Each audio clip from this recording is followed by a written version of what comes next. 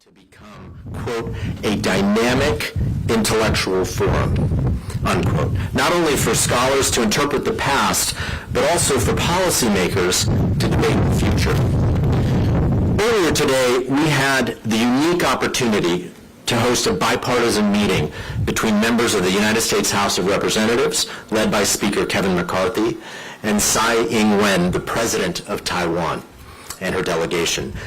Today's engagements are a wonderful example of how President Reagan's vision for this library is being fulfilled.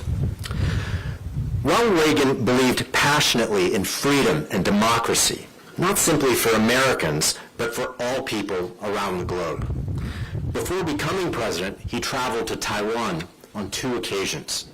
And it was President Reagan's administration in 1982 that developed what became known as the 6 Assurances, a framework that to this day forms a key part of the foundation of how relations between the United States and Taiwan are conducted. We are deeply honored and grateful that Speaker McCarthy brought today's bipartisan meeting to the Reagan Library.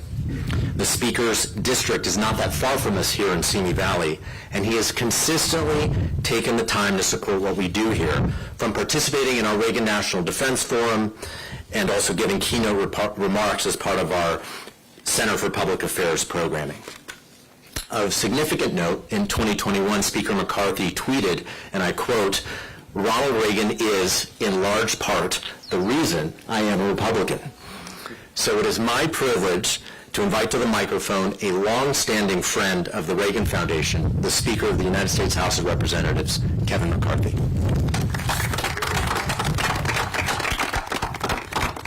Thank you, David. And he's 1 week on the job, and he already brought us together. Bipartisan. Well done. Look forward to much more greatness there. No better place to be seated today. And to the members behind me, thank you for coming. And if you notice, it's not members of one party. We're here united together. It's a very important issue. I want to thank all of you for being here as well. It's great to be joined by so many members of both parties at the Reagan Library. And it is a fitting place to have such a discussion, given President Reagan's commitment to the people of Taiwan. President Reagan's 6 Assurances serves as the backbone of our relationship with the people of Taiwan. The members here today make clear we take our support for the people of Taiwan seriously and are determined to speak with one voice. The relationship between the people of the United States and Taiwan have never been stronger in my lifetime. We had a very productive discussion with the President of Taiwan today. We covered the crucial ways to further our bonds. Based on our conversations, it's clear that there are several actions are necessary. First, we must continue the arms sales to Taiwan and make sure such sales reach Taiwan on a very timely basis. Second, we must strengthen our economic cooperation, particularly with trade and technology. Third, we must continue to promote our shared values on the world stage. We live in a decisive moment in history and must act with urgency. Tension in the world are at this highest point since the end of the Cold War, as authoritarian leaders seek to use violence and fear to provoke needless conflict. The bond between the people of America and Taiwan is foundational and long-standing. Together, our people have weathered multiple crises and cooperated in important areas of technology, trade, and human rights. America must stay true to our values and remain consistent in our support for the people of Taiwan, who share America's people's desire to live in peace, freedom, and democracy. I felt our meeting today provided a greater peace and stability for the world. America's support for the people of Taiwan will remain resolute, unwavering, and bipartisan. It is my honor to introduce to you the next speaker to come before us, the chairman of the Democratic Party, a fellow colleague from California. And for all those with camera, please take the view behind us, because I don't think California has ever looked so beautiful. Congressman Pete Aguilar.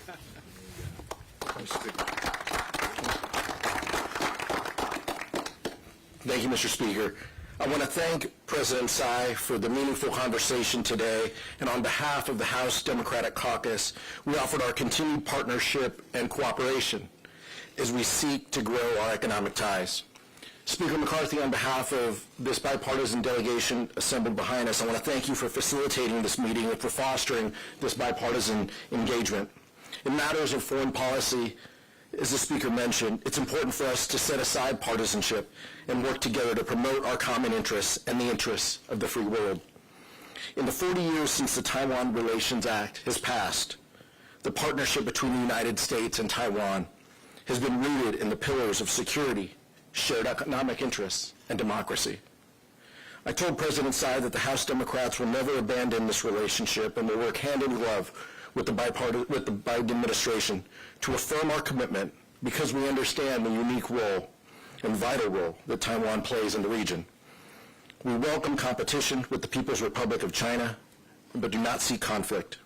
The work we do in Congress will seek to promote the safety and security of the Indo-Pacific region while protecting American interests and the interests of our allies and partners. We look forward to this meeting and more meetings like this in the future, and the continued cooperation together. I want to thank the bipartisan nature of this delegation and introduce Chairman Gallagher of the Select Committee of the Strategic Competition of the CCP.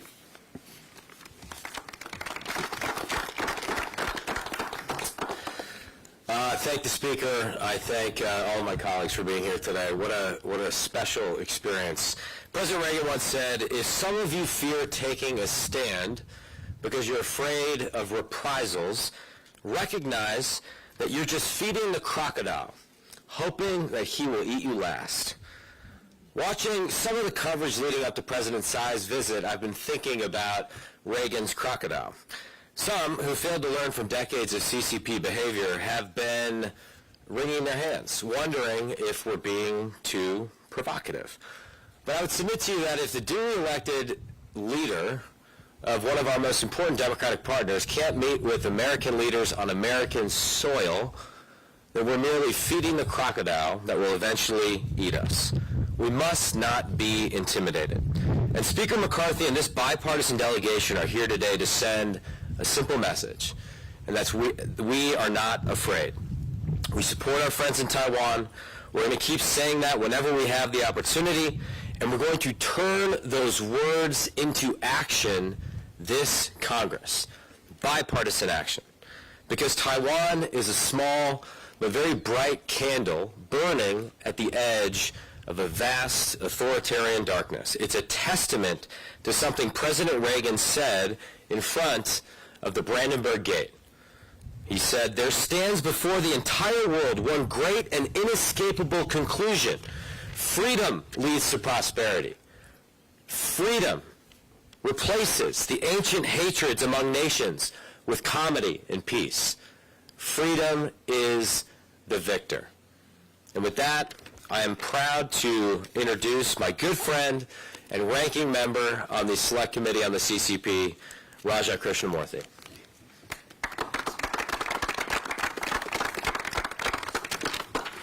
Thank you very much, Chairman. Thank you, Speaker McCarthy, for convening this bipartisan meeting. Thank you, Chairman Aguilar, for leading our House Democratic Caucus, being present. Thank you to all of my fellow members. And, of course, thank you to the Reagan Foundation for hosting us in a wonderful visit. We had a wonderful set of meetings with President Tsai, and it reminded me of something that actually President Reagan said 40 years ago at the 40th founding of the United Nations. He asked the following question. He said, what kind of a people do we want to be 40 years from now? Well, today, we can agree with what he said should be the answer, which is that we want to be a free people, firm in the conviction that freedom is not the sole prerogative of a chosen few, but rather the entitlement of all of God's children. In that regard, Taiwan deserves to be free. Taiwan's people deserve freedom, and they have earned that right. The CCP has promised that if they reunify with Taiwan, they will provide a one China, two systems policy. In Hong Kong, we've seen such a policy in name being implemented.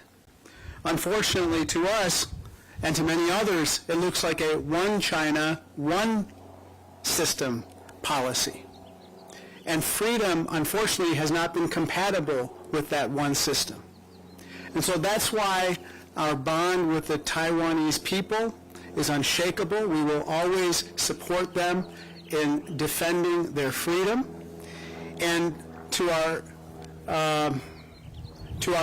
strategic competitors in the CCP, we say to them with one voice, we do not want war.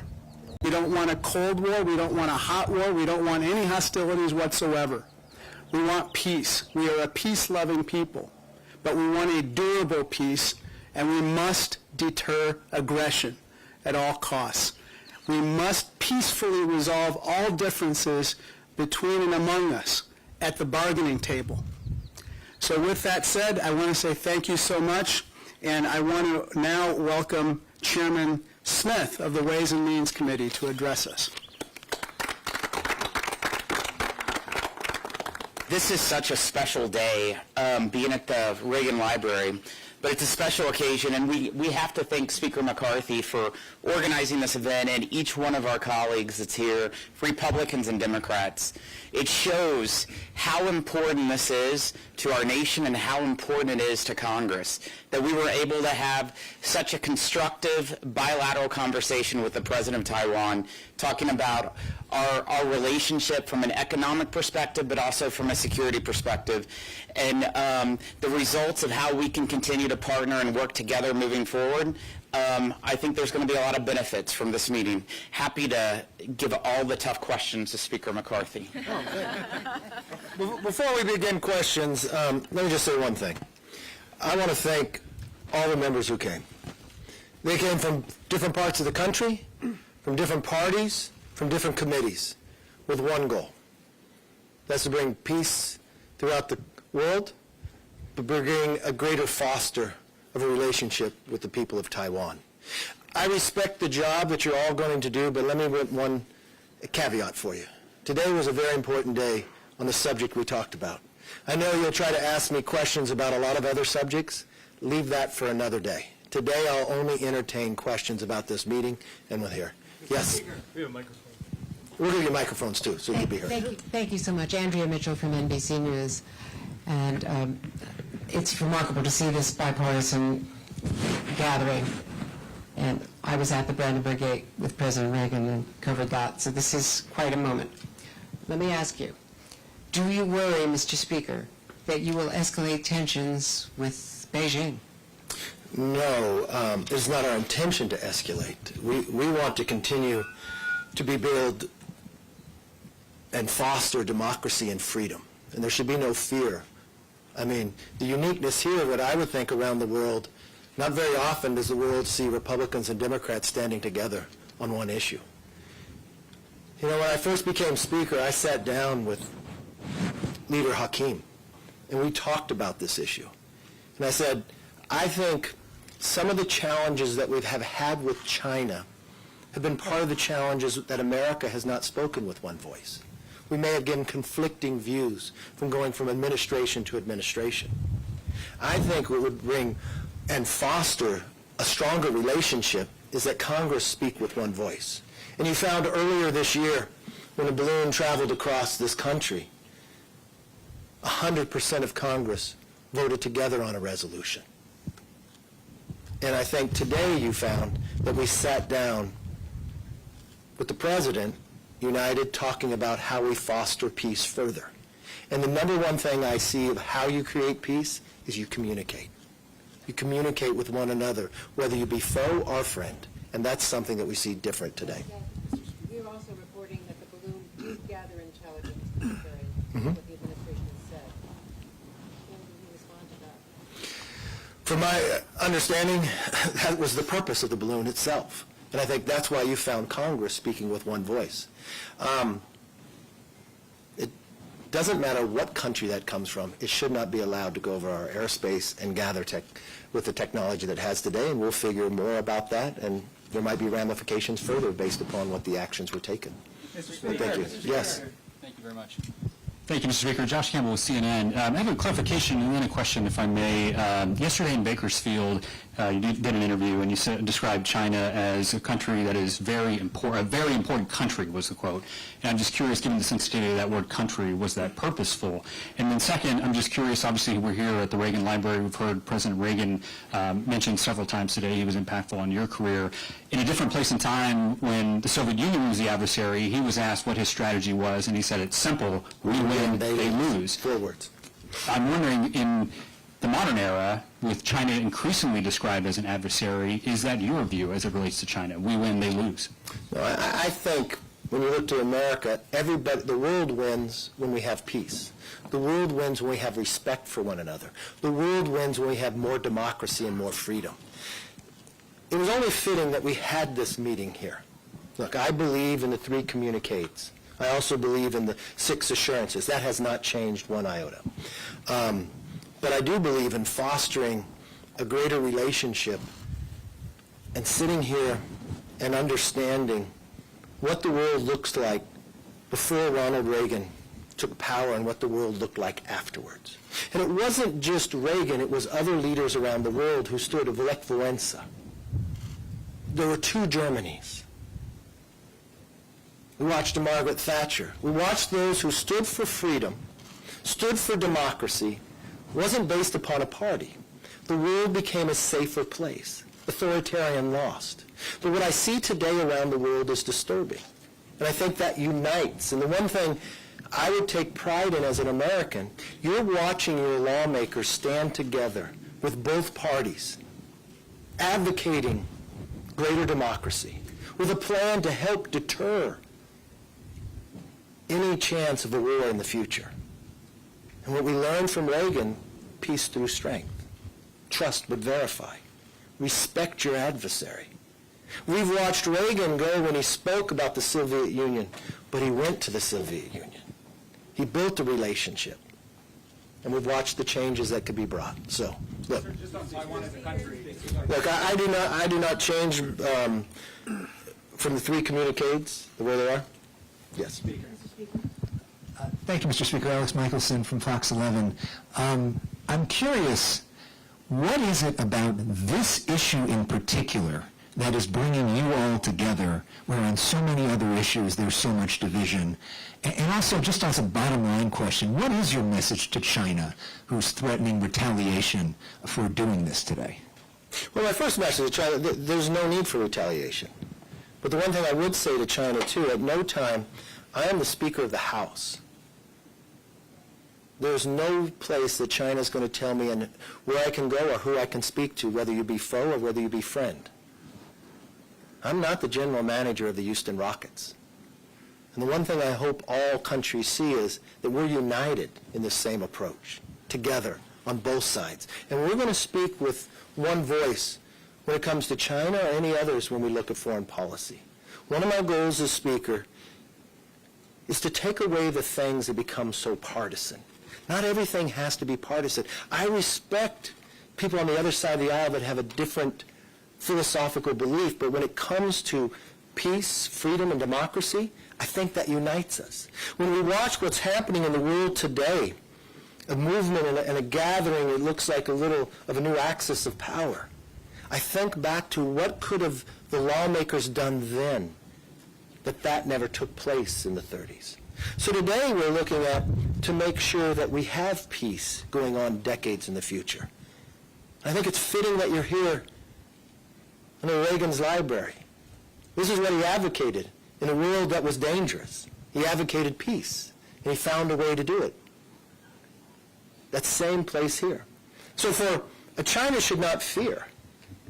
A China should engage with us.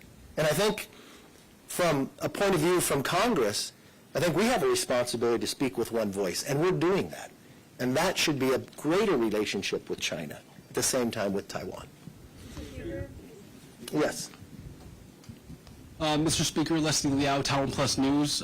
First of all, on behalf of Tsai Ing-wen's traveling press pool, I would like to thank you for giving us the opportunity for being here. That said, one of the messages that you keep telling us during this press conference is that you will not allow China to dictate where you can and can't go. Just out of my own curiosity, are there any plans for you to come to Taiwan, or, is there any desire? I don't have any current plans, but that doesn't mean I will not go. If there comes a time that I go, I would not go as one party only. And I would not go for a simple purpose for myself in that basis. And it wouldn't be in an adversarial role or others, but I thought as President Tsai transited through America, it's a unique opportunity to bring that dialogue. And I think the world is a safer place for it. And communication matters, regardless of whether people have differences of opinion. And I think today is going to foster greater peace long term. Yes, sir. Yes. Yes. 40 years ago, President Reagan started the One China policy. Now, 40 years later, on here, you Congress going to shut down the One China policy? Well, when you talk about One China policy, I think you're confusing which president was involved during that time. That was President Nixon. And we have no difference of opinion. That's continue the 3 communiques you'd be referring to. Under President Reagan, you'd be talking about the 6 assurances with Taiwan. That is currently American policy, and that is still American policy, and that's the policy that we support here. Yes. I'll go to you next. No, sorry. Thank you, Mr. Speaker. Andrew Desiderio from Punchbowl News. I'm wondering if you could talk about your sense of President Tsai's assessment of how imminent an actual attack or invasion from China might be at this point, and what she specifically asked for from Congress in terms of military assistance, economic assistance, things you guys can do in the NDAA or through the China Select Committee. Thank you. I'm very clear. We advocate that day never comes. And if we've learned anything from Ukraine, there's actions that could have been taken 5 years ago, so Ukraine never had. Deterring that action to take place would have saved thousands of lives. I think today is a part of that. We've always had with the 6 assurances that we could supply weapons to Taiwan, that they could defend themselves, that war would not be created. They have purchased a number of weapons from America. Some have been delayed. I think one of the things that we had talked about, how could we speed that up in the process? I think you have a commitment from both sides here to make sure that happens. How can we build more trade, economics? I think that helps along the way as well. I would hope that as lawmakers, our goal is to make sure those days don't happen. And I think we should learn from what's happened in the past. I would take it, and I want to give a lot of credit to Hakeem Jeffries. When I sat down with him when I first became Speaker, we talked about this Select Committee. And the goal of the Select Committee is to speak with one voice. And I have been very impressed with the chairman and the ranking member of how they carried about themselves. And this isn't the only meeting that a number of them are going to do. They're going to go throughout California, meeting with others. And part of the Select Committee is finding places in America so we're not dependent on other countries, be it critical minerals, be it medical. Making America stronger makes the world safer. And that's the unique goal that all of us have, and that's what we're working towards. Yes. Mr. Speaker, you've talked at great length about the importance of the unity of this delegation and the bipartisanship, the bipartisan nature of it. But today, as you're meeting here with the Taiwanese President, Emmanuel Macron, the French President, is in Beijing meeting with Chinese leaders. What do those conflicting messages mean for the strength of this message and for your approach to China? And then, if you can comment on yesterday's indictments, that would be great, too. Well, first of all, I don't think what Macron's doing is conflicting here. For the same point that I tell China, they cannot tell me who I can meet with. For the same argument that I said, this meeting will foster greater freedoms, right? It's communication. So I think that Macron is meeting in China. I hope he delivers a message not to fund Russia's war in Ukraine. I hope he delivers a message that democracy makes the world safer and stronger. I hope he delivers a message that Americans meeting with President Tsai is positive for the same aspect that he is meeting with President Xi. I've been to China 3 times. I think greater communications between nations are positive. I think trying to show military actions is not. Communications are stronger.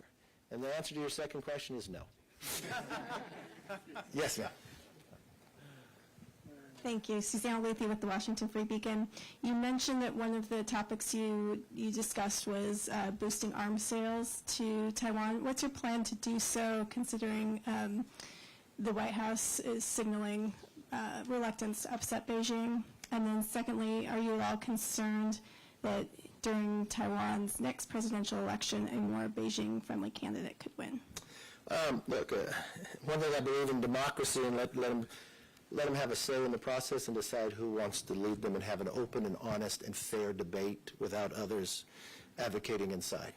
I don't get the same approach from this administration. I think this administration, and my communications with them too, see the importance of speeding up the weapon delivery system. So I'm not feeling the same differences based upon your question. And I do believe in the motto of President Reagan, peace through strength, and I think deterring, if I just sit back and I look at what transpired in Ukraine. I remember coming back from Ukraine in 2015 and advocating to sell them javelins. Javelins, a defensive weapon to stop the tanks from coming in. And maybe had that action been taken or others, Russia would not have felt that that was a mode for them to go through and thousands of lives would have been saved. And I think this is no different than what the 6 assurances have said from Reagan, that we would supply Taiwan with weapons, that we didn't set a timeline to the one China. So it's carrying out the exact same policy we have had for decades.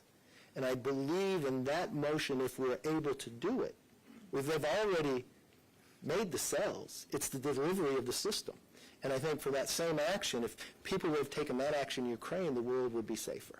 And I think that's an action that we should take. And I believe, I'm not going to put words in anybody's mouth, but with our discussions, I believe that is a bipartisan position. And I would think, I'm not going to speak for the administration, but from my conversations with the administration, that's the same feeling I've had back from them as well. Yes, ma'am.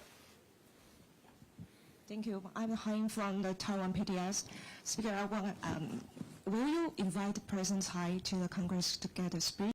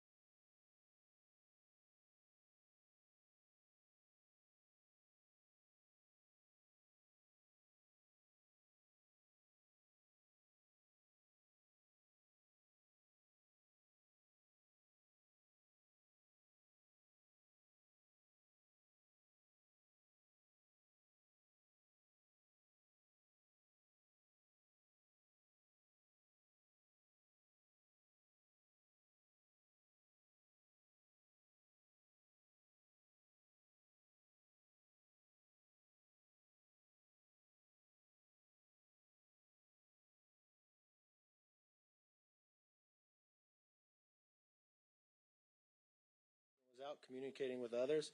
I have a fear of some of these nations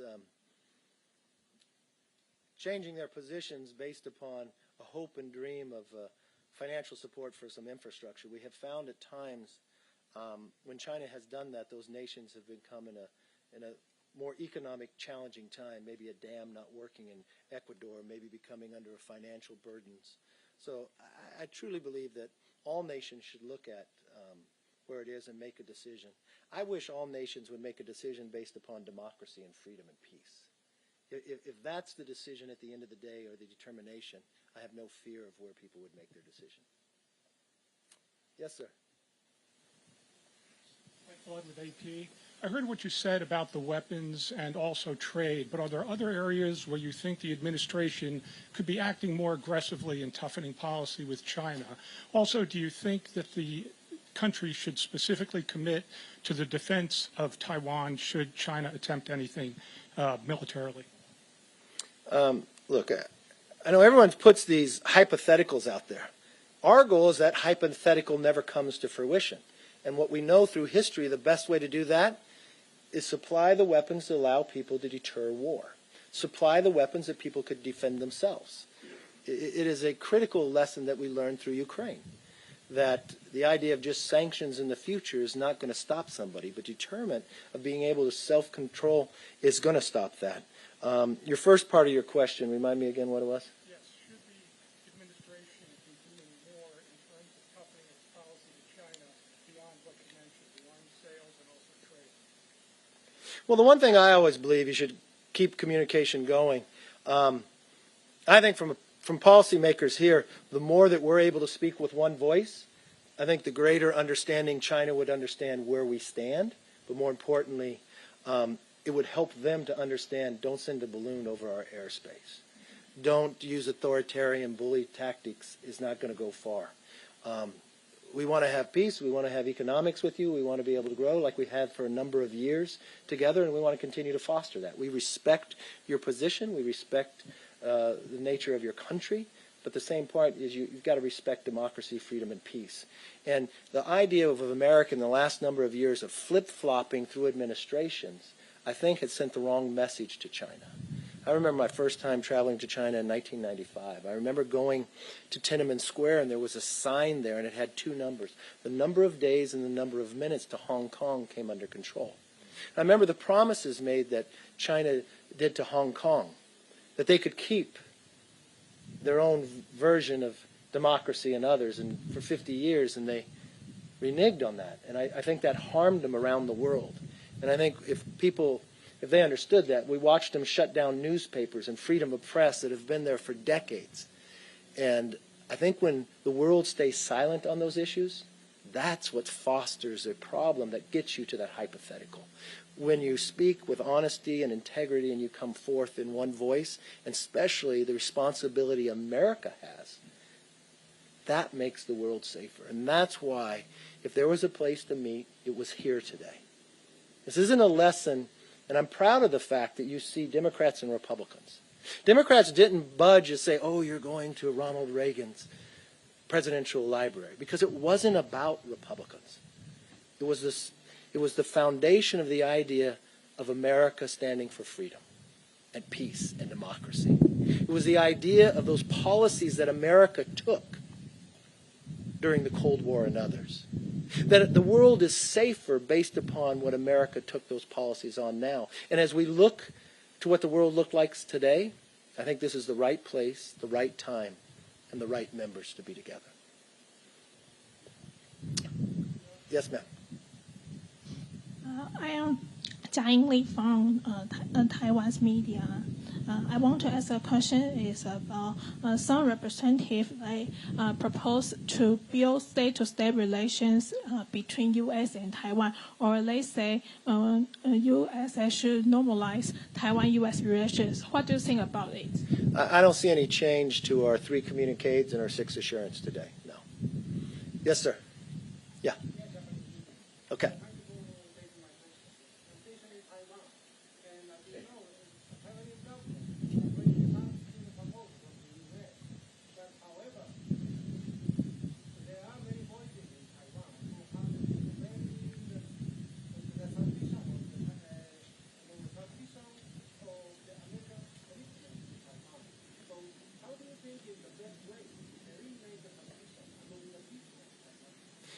I think when you look today, just fostering greater relationships, I think when you sit here today, sitting at the Reagan Library with the 6 assurances, that continues to build. And what I look to is, I understand the premise of your question, but our goal here is that we have peace throughout the world. And we understand where the world is today. And I think today helps us foster that further with committing to those 6 assurances of where we go. And I think the world will be safer for it. Yes, ma'am. Thank you. Catherine Hiller from the Financial Times. We've heard a lot about unwavering support for Taiwan today. Now, if there were a Chinese attack, do you think the American people would be okay with America sending troops or really stepping in to defend Taiwan? Thank you. Look, that's a hypothetical question that we never want to get to. The reason why we're together here with both parties sitting down is because we never want to see that question really get asked. We never want to see that to come to fruition. And we understand through history. We understand through the history of what Ronald Reagan would do and others, that day you do not want to have happen. I don't care what side of the aisle you're on. And how do you deter that? You foster a greater relationship about peace, freedom, and democracy. You deter the ability for one side to create war. You stick to the 3 communiques and the 6 assurances. That has fostered peace and grown economics on every side of the aisle, be it Taiwan, be it China, be it America.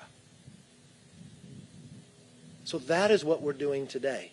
So when you look back on history, in a critical time around the world, what did your lawmakers do? They stood up. They built relationships to friend and foe. They deterred the ability for one to foster war against the other. They built economic ties with both. And they fostered a greater relationship for freedom and for peace around the world, because no one wants to get to a hypothetical question she just asked. I thank you for spending your time with us today. I thank the members for spending time here. This won't be our last discussion about this, and we'll continue to foster and grow, because it won't all be solved today. But thank you and God bless. Have a very happy Easter.